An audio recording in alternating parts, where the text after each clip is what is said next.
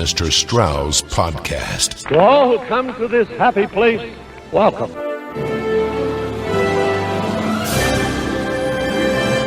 For February 26th, on this day in Disney history.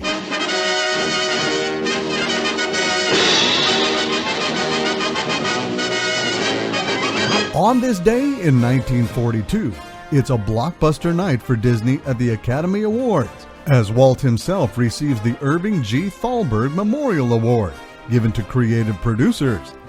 Music conductor Leopold Stokowski receives a special Oscar for his work on Disney's Fantasia.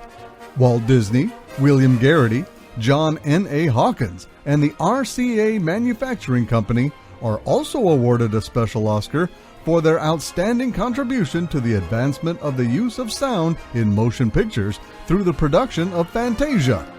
The Disney RKO cartoon short, Lend a Paw, is presented with an Academy Award as well, beating out 9 other cartoon shorts, including Disney's own Truant Officer Donald.